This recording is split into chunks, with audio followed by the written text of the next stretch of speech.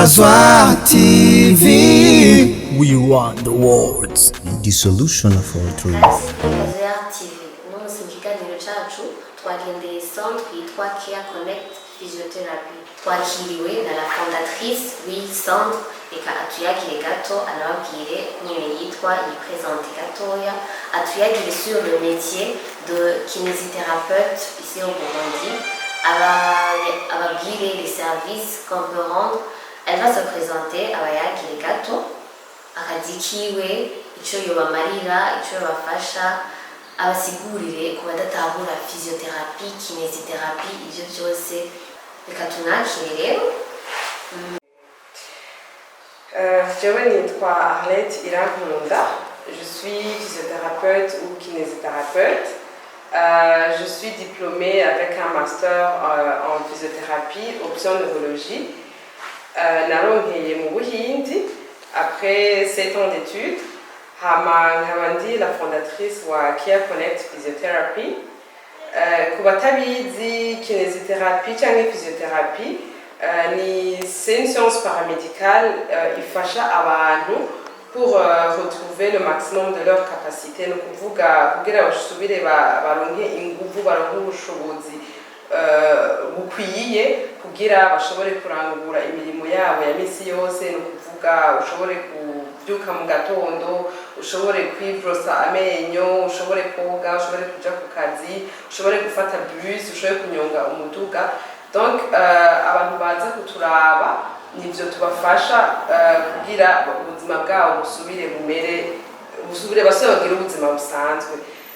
Abantu rero batwitura bari mu makategori menshi atandukanye.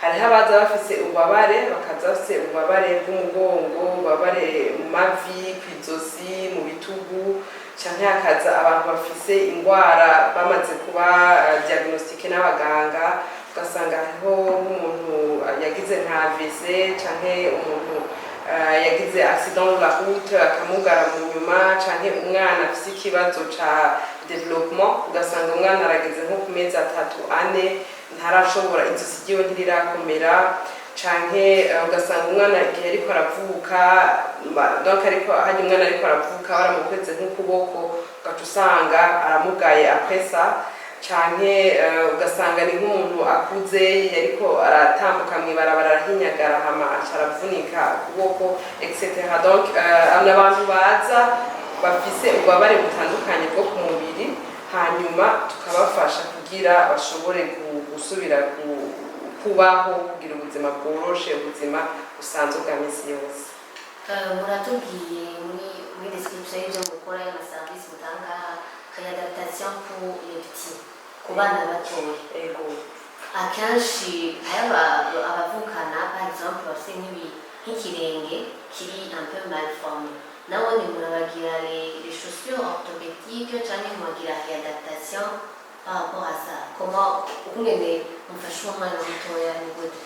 Ego, abana baza bikaba ngombwa yuko babaha les chaussures orthopédiques, abo iyo une autre branche y'abantu basanzwe babikora ivyo birato.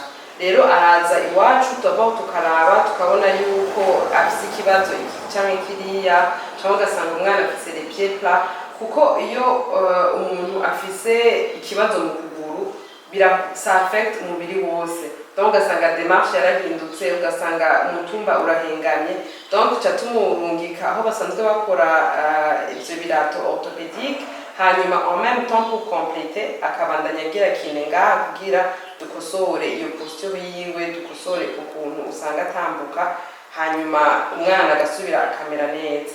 Kandi umwana uko aza le plus tôt hakiri kare niko bikosorwa, kuko bikosorwa facilement, kuko umwana arumva amagufa ntabarakomera cyane, ntabarakura, donc biroroshe gukosora par rapport y'ubuza amaze gukura. Hanyuma kubitwa ko bahumuye abajeune cyangwa les gens qui sont un peu âgés, il est facile kubatraita, il est facile kubera umuntu amaze gukura amagufa ariko amera nk'ayakomeye atabaki.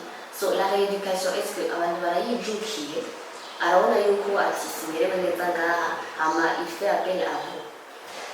Mu Burundi la kinésithérapie sinovuga ko ari nshasha kuko quand même ça fait quelques années mugabo sensibilisation iracakenewe cane cane kuko la majorité y'abantu turonka baza kuturaba benshi akubwira ati ngo mfise ngo ububabare ngo ça fait 6 mois ngo ça fait 1 année ça fait 2 ans ça fait 3 ans etc.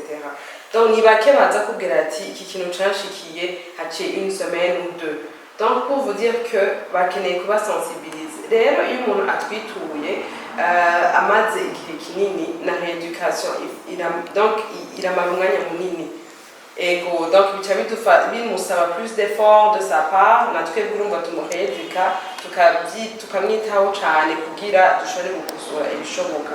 Malheureusement hariho abo usanga amaze igihe kirekire ugasanga aje kutwitura imitsi cyangwa amagufa byaramaze kudadarara akaza urumva afise ama espoir menshi avuga ati bazoshobora kungorora nsubire kugororoka nsubire gukina umupira nsubire kwiruka nka kera. Malheureusement ugaca usanga ivyo ntibigishoboka. Rero ahubwo ico nohanura nuko abantu bobimenya ko ibyo bintu bibaho bomenye ko kine irabaho irafasha kandi irashobora gusova beaucoup de vie kandi umuntu ayije kuyigirisha le plus tôt possible arakira à 100% agasubira kamera neza atama conséquences asigaranye ku mubiri. Machine dufise ngaha c'est pour la thermothérapie. Ni ukuvuga ko c'est une application de la chaleur kugira dufashe pour diminution de la douleur umuntu aza ababara. Donc tugitangura kumuvura on va appliquer ça. C'est chaud yaba iri ngaha iri mu mazi turayikura mu mazi donc amazi akavamo et puis après tuba dufise d'autres solutions dushaka dushirako pour éviter que donc pour protéger de la chaleur umuntu donc on va enlever ça de cette machine, on va enrouler ça dans un plastique là, et puis après on met ça dans une serviette et on va déposer ça sur le corps de la personne, sur la partie où il y a Babara. Nous avons aussi le traitement au froid. Ici, nous avons ce qu'on appelle des ice packs, c'est-à-dire des congelés. Voilà ça. C'est le même principe. On va appliquer ça sur le corps, la partie du corps, on va appliquer quand c'est froid et puis pour une durée déterminée, je crois qu'on va dire 5-7 minutes, chaque même 10 minutes.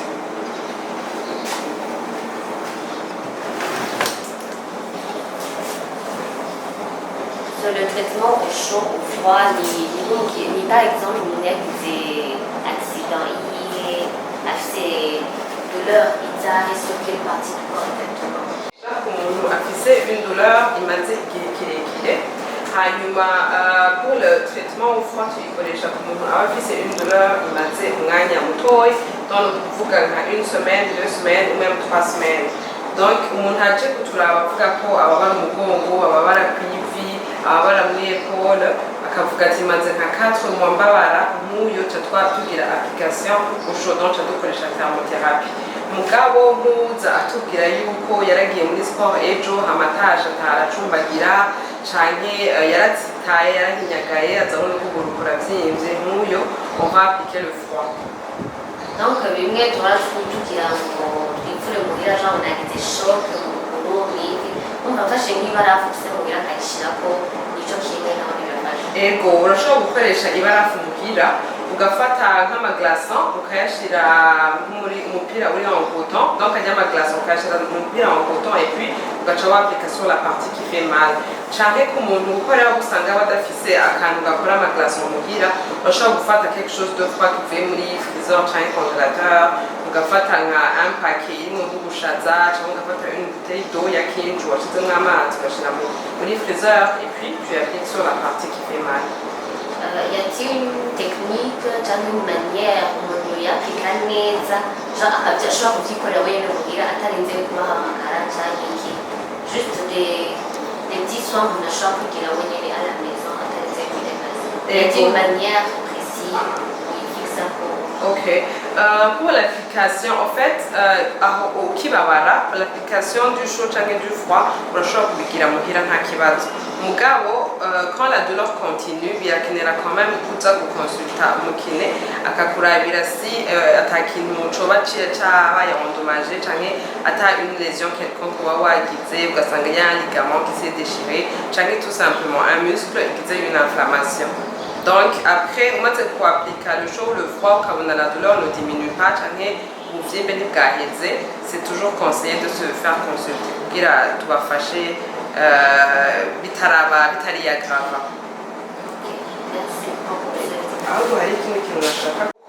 Bon, je ne sais pas si je peux dire ça maintenant. Hariho abantu iyo ababaye canke yahinyagaye baca babakonseye ati subira muri sport usubire wiruke canke akumva arababaye mu kirenge ari muri sport agaca abandanya yiruka avuga ati ngo biraza guhera. Ça c'est à éviter complètement. Iyo wababaye surtout nkaho wabagiye nko muri sport canke une activité physique ubabaye, la première chose à faire, c'est que tu dois rester à la maison pour éviter un mouvement. Donc,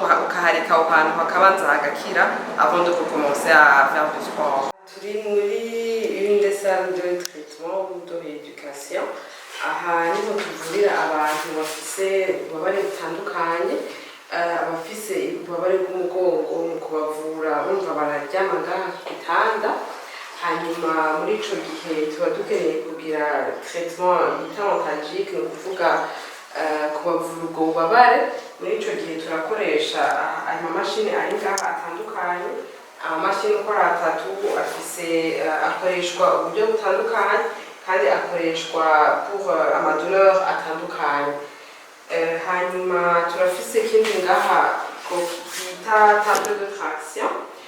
Iyi ikora uburyo bubiri, niko novuga, irakoresha traction y'umugongo, ni ukuvuga partie lombaire, ugaca bayita traction lombaire, tukagira na traction yo kwizosi ariyo bita traction cervicale. Rero nikora umuntu turamuryamika ngaha, hanyuma tukamwambika aya masanture mubona ngaha, et puis tukatasha iyi mashini ngaha.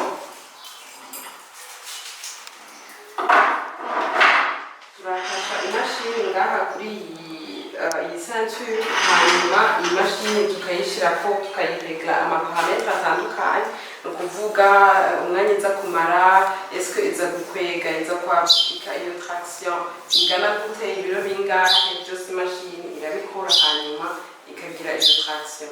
Traction kenshi dukunze kuyikoresha ku bantu bakunze kuvuga ko bafise ikibazo ca nerf sciatique, kuko urumva usanga nerf sciatique yitwa ko iriko iraba compressé, ari ikintu kiba kirayifyonda. Donc kugira icyo kintu kike kuyifyonda canke kugira iyo compression ihagarare, ca dukoresha table de traction. Ego na iyo twita traction cervicale, umuntu turamwambika utu tuntu mubona akatwambara ngaha n'inyuma kw'izosi, hanyuma imashini tugashiramo les mêmes paramètres nababwiye, nayo nyene igakwega mugabo univu y'izosi. Nayo nyene iyo traction cervicale tuyikoresha mu gihe umuntu avuga yuko ababara izosi akagira ibintu by'ibinyanya biza mu kuboko bikaza gushika mu ntoki. Donc nawe nyene c'est le même principe, haba hariho un nerf iriko iraba compressé, bigasaba yuko iba décompressé, hama tugakoresha iyo traction. N'abantu bafite imyaka iyahe bakunda kugira iyo susi ya nerf sciatique? Kenshi usanga ari abantu bariko barakura, kuko urumva ko umuntu akura ariko n'umubiri wiwe ukura, ugasanga amagufa arakuze. Donc ugaca usanga iyo agize nk'agafomu mouvement yateruye ikintu kiremereye canke yunamye d'une mauvaise façon, ugaca usanga iyo nerf sciatique yiwe iragize ikibazo. Mugabo hariho nabo usanga bari un peu plus jeune, ugasanga umuntu afise une mauvaise posture canke une mauvaise forme, umuntu ugasanga amara umwanya muremure ari mu biro yicaye pendant amasaha nk'atatu canke ane adahagurutse, canke agenda ingendo ndende cane, canke nk'abajene bakunze kuja muri salle de gym, ugasanga agiye guterura ibiro byinshi, yabiteruye nabi, ugaca usanga mu mugongo hari ikibazo kibaye. Donc nabo ubonye hari igihe biba bikenewe yuko baza ngaha tukabagirira iyo traction. itandukaniro hagati ya kinésithérapie na massage.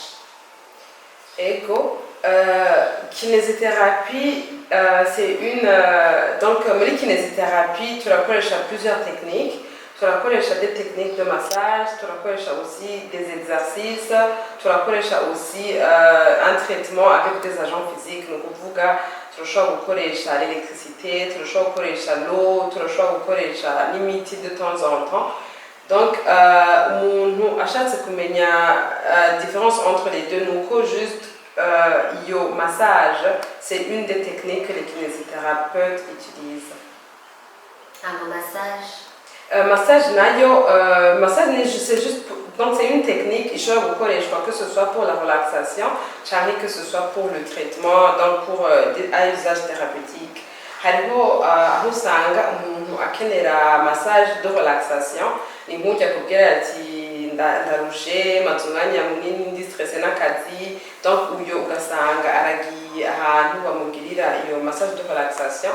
Hanyuma tukongera tukaba dufise iyo massage iri thérapeutique, ugasanga nk'umuntu araje asa nk'ukuguru kuravyimbye canke tout simplement amamiswe yiwe aramubabaza cane, ugasanga avant de commencer tout exercice bikenewe yuko ubanza kumasa kugira amamiswe yiwe yirelashe, kugira ayo mamiswe yiwe circulation sanguine isubire imere neza.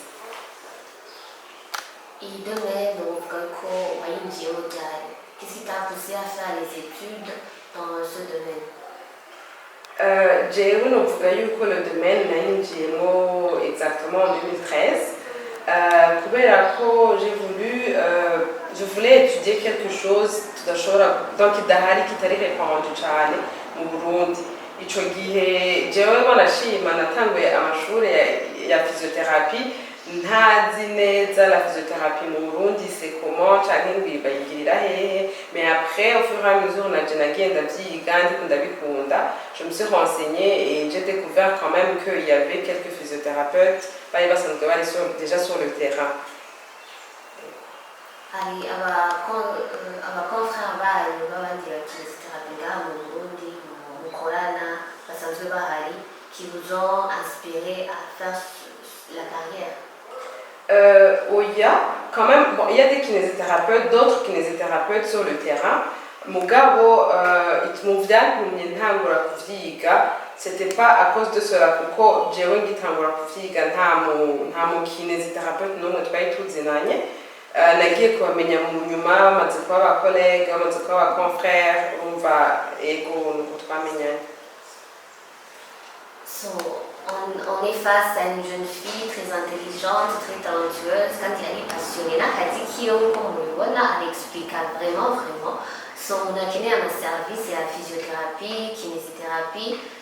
Bon, les termes diffèrent, des fois, on a du changa. C'est du coup, on trouve qu'il y a des nuances. Physiothérapie et kinésithérapie, c'est la même chose. En fait, les termes diffèrent kubera vana na le pays umuntu aba arimo ariko arabivuga. Kenshi pour les pays francophones usanga bakoresha kinésithérapie, hama pour les pays anglophones cyangwa les pays ziri bakoresha icongereza n'igifaransa ugasanga bo bavuga physiothérapie. Mais sinon, c'est la même chose. Ma séance est kiné pour la rééducation et quoi. Ego, mu Burundi numvise umuntu avuga ko ari umukinésithérapeute cyangwa umuphysiothérapeute, nico kimwe bose, c'est la même chose. So, Arlette, c'est ta passion où chaque matin ou au plus de motivation d'aider les autres à faire ton travail, au lieu de dévouer, quand tu peux être fier de ton travail. Par exemple, ma tâche ou accomplissage chaque jour ici au centre, il y a également d'accès à. Ok. Ego, je suis très passionnée. Kuko, au fait, umukinésithérapeute ni ibintu biryoshe cyane kuko bakuzaniye nk'umuntu bakakuzanira umuntu ari muri chaise roulante mu kumukura mu muduga deja ukabona akeneye 4 ou 5 personnes kugira bamuterure amushyire muri chaise roulante bamwinjize muri clinique, hanyuma ukabona après 2, 3, 4 mois même 5 mois aratambutse aragiye, ntibarenze no kumuzana mu muduga, peut-être agiye kwifatira taxi cyangwa kwifatira bus. ibintu vya mbere biryoshe cyane kandi donc urumva vraiment yuko uri fier yuko tu as pu changer la vie d'une personne kandi wanashima n'uwo muntu uba wavuye arabigushimira cyane ubonye ukuntu mu maso ameze ukuntu aryohewe hariho n'abarira donc ukabona ko ni ibintu biri très émotionnel urumva natwebwe umugarukanye ku buzima ego cyangwa ukabona umuntu akubwira ati jewe maze 3 mois sinzinzira mu ijoro hageze mu ijoro ndakoma induru nguma nihindukiza j'arrive pas à dormir mugu ukabona araje après une semaine ou deux arakubwira ati jewe muganga naraye nsinziriye ijoro ryose nabyutse bukeye nk'uyo urumva yuko vraiment tu te sens très fier ukumva yuko ufise impact nini mu buzima bw'umuntu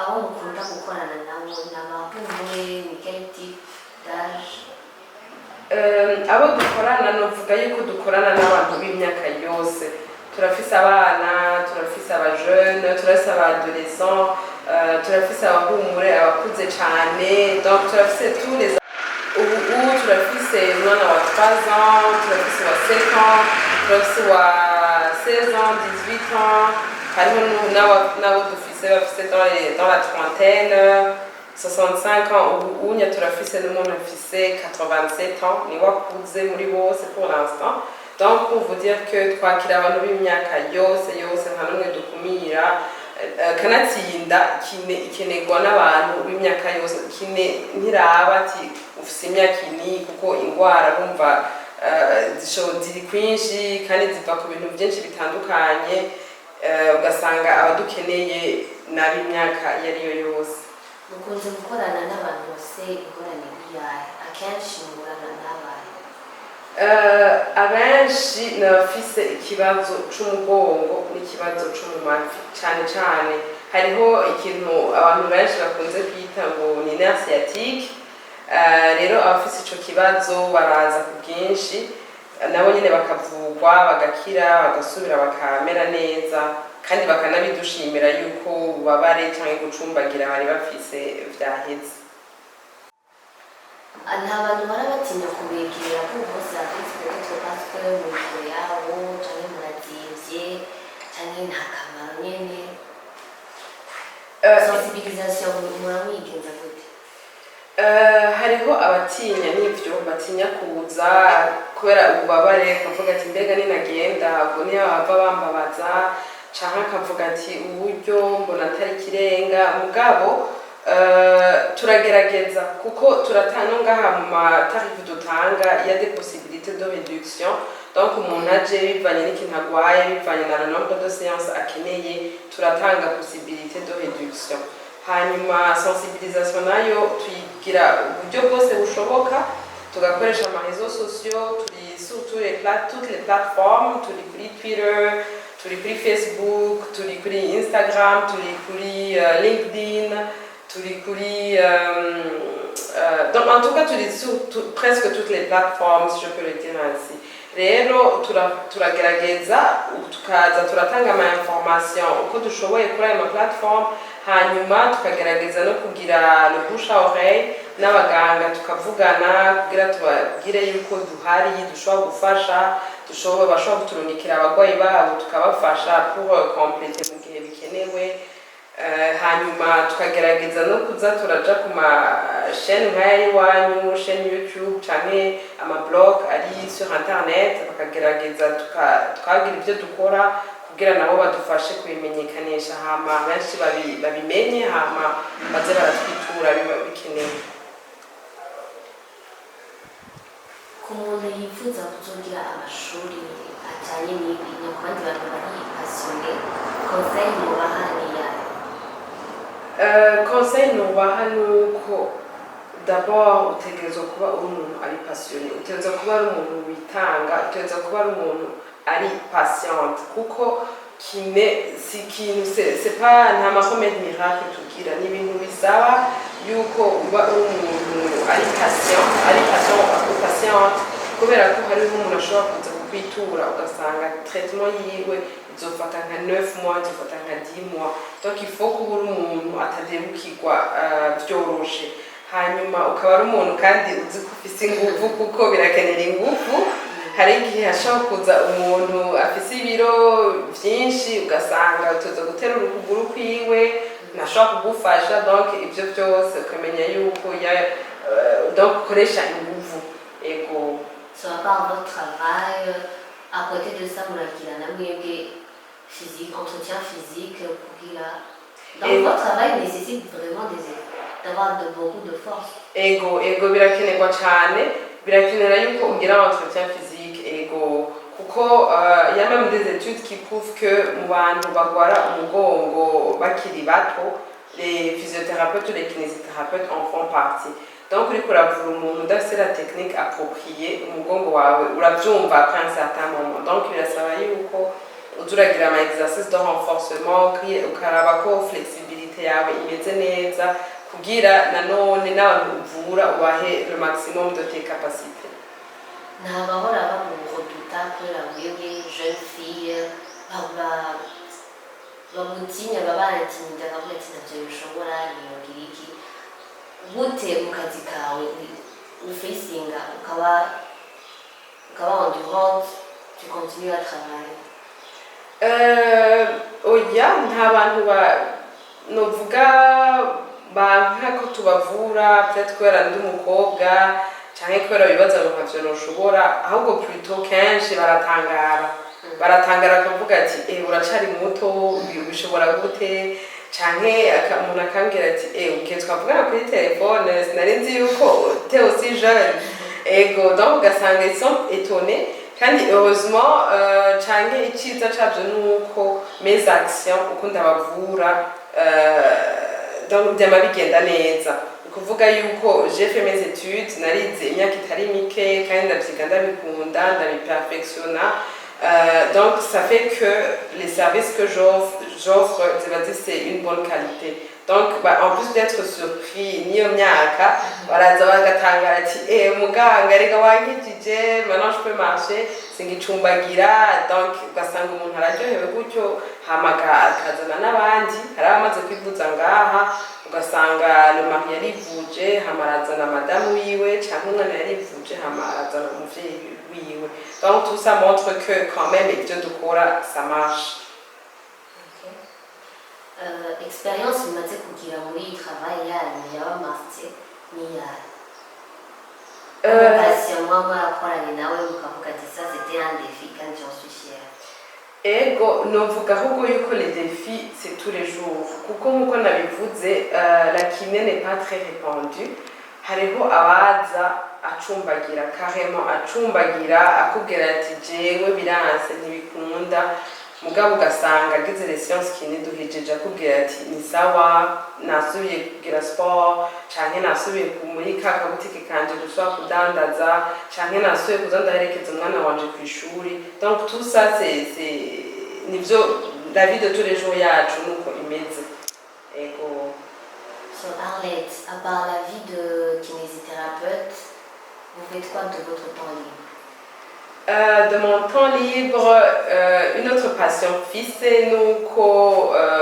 j'aime tout ce qui est en rapport avec la cuisine. Donc, ndakunda kugira ama recette yo ntashe mfise umwanya canke durant le week-end ndashobora kugira donc ama recette mba ndabonye sur des vidéos nkazigira canke ari nk'ikintu nari nkumbuye gufungura nkashobora kukigira. Donc ego nivyo nkora dans mon temps libre. So, une jeune fille de votre âge, de notre génération, benshi les jeunes filles qui nous sommes encore à la recherche de nous-mêmes. Kandi kenshi turacagendera ku ma image ati baba bansutukura tel métier ne correspond à une jeune fille quoi. Qu'est-ce qui te motive dans la vie? Jewe ce qui me motive nuko ivyo nkora byose j'essaie de donner le maximum kandi nkagerageza ibintu byose ntanga produit yose ntanga ibe iri parfait. Donc j'essaie de me rapprocher de la perfection mu ma action nkora.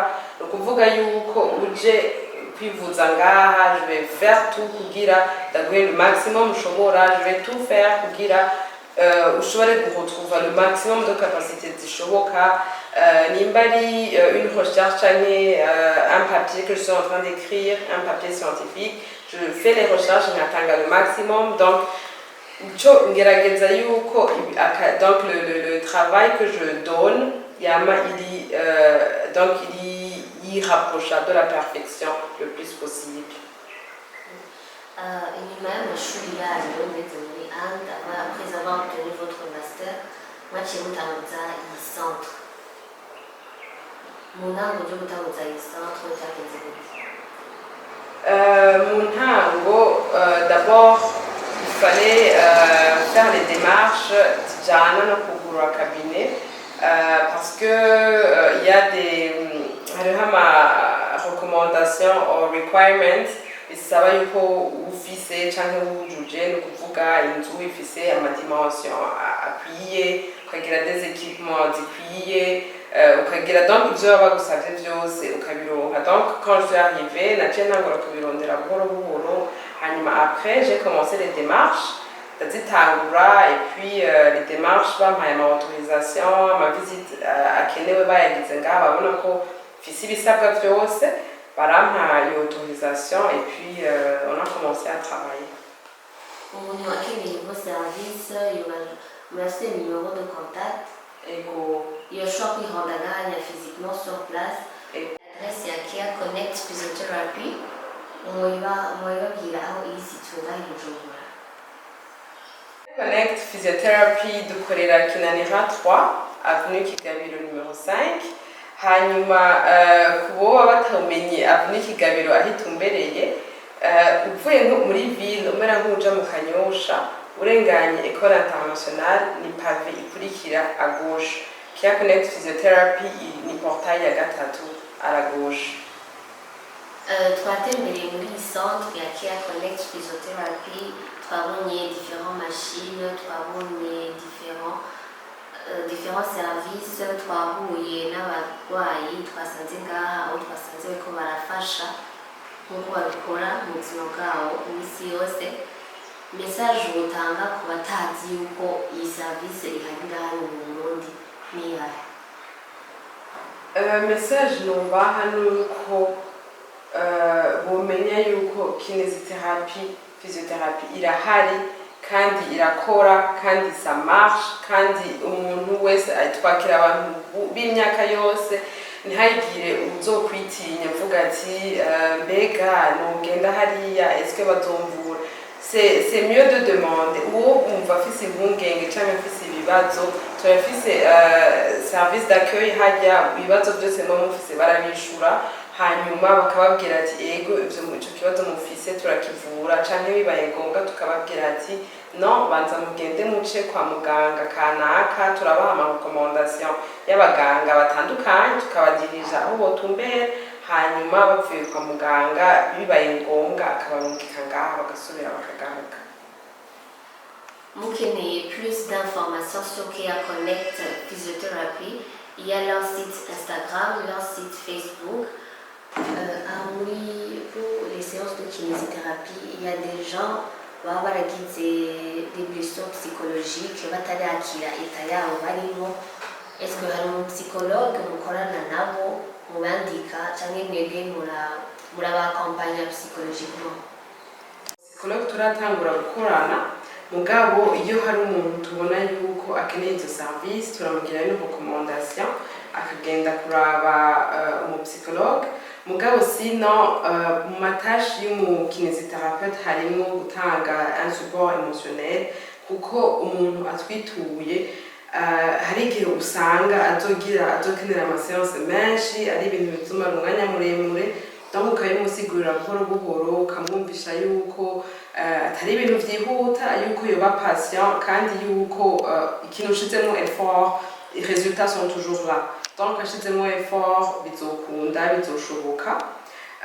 Kenshi aho usanga biba bigoye kurusha ni nk'abantu baba baragiriye ama amputation uyo quand même urumva yuko kwemera yuko hariho une partie du corps atagifise bakuyeko kandi donc azoha ubuzima bwiwe bwose ata iyo membre atayiriko nk'uyo birakenerwa yuko abonana n'umupsychologue donc ca tubagira ama recommandation bakabonana n'umusicologue.